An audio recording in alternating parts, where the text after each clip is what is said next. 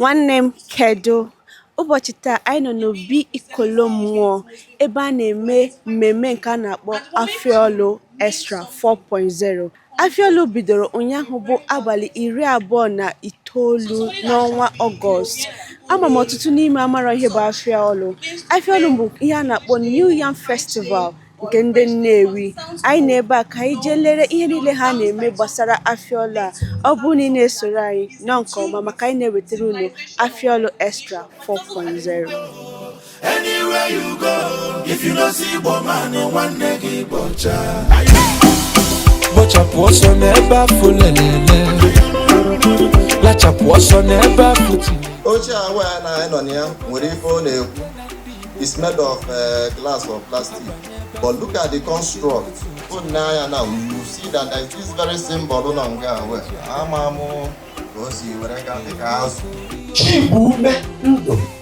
The spark, the pneumonia.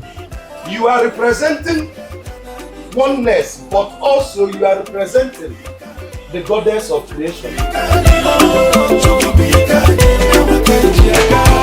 Nwanne m kedu ụbọchị taa anyị nọ na obi eze Urago ebe a na-eme mmemme AFIAOLU nke pụtara iri ji nke ndị Nnewi na ọnọfụma ka anyị lee ka ha si eme mmemme a.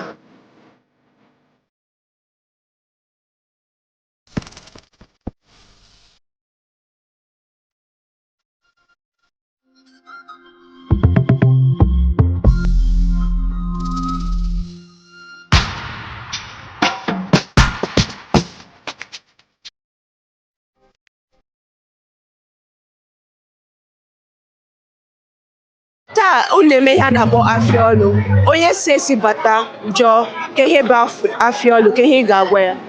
Ife bụ AFIAOLU ụbọchị anyị bụ ndị Urago ji enwe aṅụrị na-ekene Chineke na o mere anyị dị ndụ wee kọchasịa ndị niile a na-akọ akọ harvest kwasịa ya kọpụta ife anyị kọrọ wee na-ebi onye na ya nri ike anyị kọọ ugbo harvest ife anyị kọrọ na-erikwasị na ike na mma ekele ka anyị na-ekele Chineke nye awa AFIAOLU.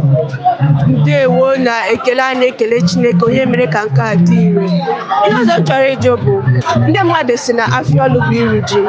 Elekwana anya a na-asịkarị na iri ji na-ebidokarị n'ọnwa Septemba ka ihe mere eji eme nke a n'ọnwa Ọgọst. Ife eji eme n'ọnwa Ọgọst mgbe Ọgọst a ebidogo wụtawa ife akọrọ akọ naanị ma ji ma ede ma ọka ma ube ife ihe na-abụ njirimara ndị Igbo a harvest gị mgbe aka eji ebido ife ji mgbe aka na-emeta eji ebido Ọgọst ji aka na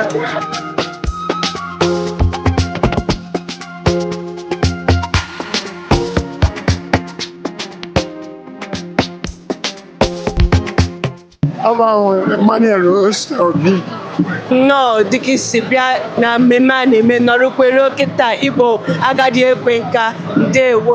Ihe m chọrọ ịjụ gị bụ kee ka mmemme a na-akpọ AFIAOLU si bido? Ị nwere ike ịkọ ihe niile gbara ya eji na-eme ya ruo oke taa? Mmemme a ịfọrọ ife tọrọ onwe mụ okenye n'Ọpịa and afụbere m ụdị ife ahụ ọgbara ọfụ and nye ka ntị bịa ka nwere anya witness ya ife a mgbe a na-ebu mmanụ n'Ọpịa ọ na-enwe m obi aṅụrị too much maka na ife anya ya kọmputa age anyị afụbere mbụ ọ na-enye anyị obi aṅụrị.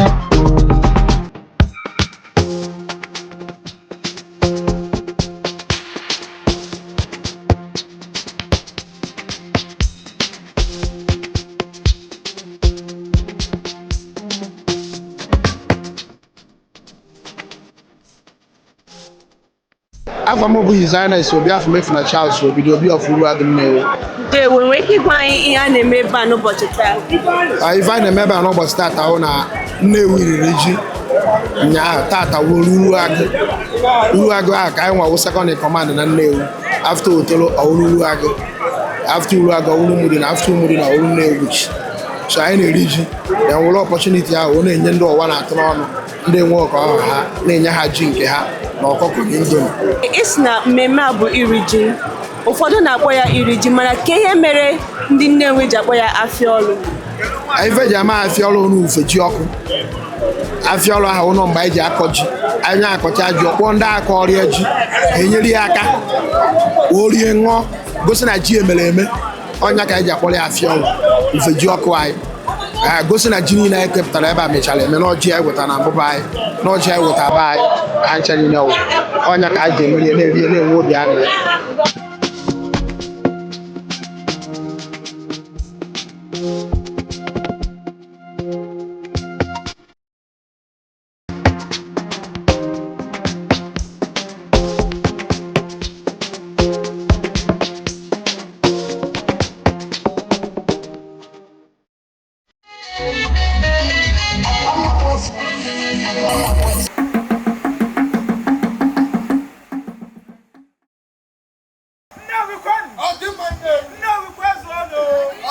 I bring greetings from His very Majesty, King Edward VII.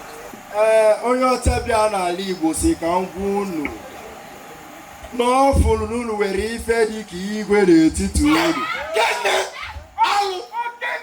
Igwe, I have been thinking, you thinking, is it not the right time you pack all these your women?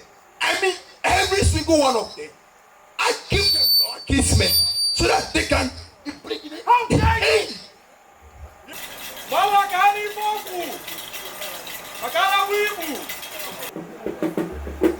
This is a boy, my king. The gods of my ancestors. Like my fathers before me, I now have a son. Yes, he is my son. But he is more of yours than mine. So protect him.